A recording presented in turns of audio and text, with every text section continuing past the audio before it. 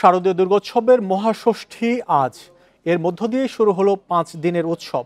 সকালে রাজধানীর ঢাকেশ্বরী জাতীয় মন্দিরে হয় বিহিত পূজা, সন্ধ্যায় অনুষ্ঠিত হবে আমন্ত্রণ পূজা ও অধিবাস। রাতে সবার জন্য উন্মুক্ত করা হবে দুর্গার প্রতিমা। এবার দেবী গজে আসছেন, যা ইতিবাচক বার্তা দেয়। ঢাক, ঢোল ও উলুধ্বনির উৎসব মুখর পরিবেশে শুরু হলো মহাষষ্ঠীর আনুষ্ঠানিকতা। শাস্ত্রমতে এবার দেবী দুর্গা আসছেন গজে।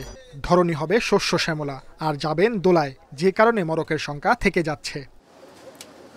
দেবী দুর্গার বোধনের মাধ্যমে শনিবার শুরু হয় দুর্গাপূজার মূল আনুষ্ঠানিকতা। রোববার সকালে ঢাকেশ্বরী জাতীয় মন্দিরে পালিত হয় মহাষষ্ঠীর বিহিত পূজা।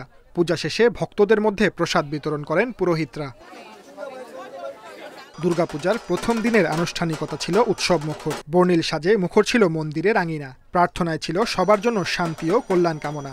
আমরা যেন সবাই অসাম্প্রদায়িকভাবে মিলেমিশে একদম পুজোটা করতে পারি, কোনো ধরনের সাম্প্রদায়িক বাধা যেন আমাদের মনে বাসা না বাঁধে। আসলে আমরা এরকম নিরাপত্তা চাই না, আমরা চাই যে স্বাভাবিকভাবে আমরা যেমন স্বতঃস্ফূর্তভাবে সবাই অংশগ্রহণ করি। মায়ের কাছে সবথেকে বড় প্রার্থনা এটাই যে এখন যে পরিস্থিতি চলছে সেটা যেন স্থিতিশীল হয়। এবার দেবী গজে আগমন করেছেন জানিয়ে ঢাকেশ্বরী জাতীয় মন্দিরের পুরোহিত বলেন, যা ইতিবাচক বার্তা দেয়। ষষ্ঠী বিহিত পূজা হয়েছে, আবার আজকের সন্ধ্যায় রয়েছে অধিবাস। কালকে সপ্তমীর ঘটস্থাপন হবে এবং সপ্তমী বিহিত পূজা হবে।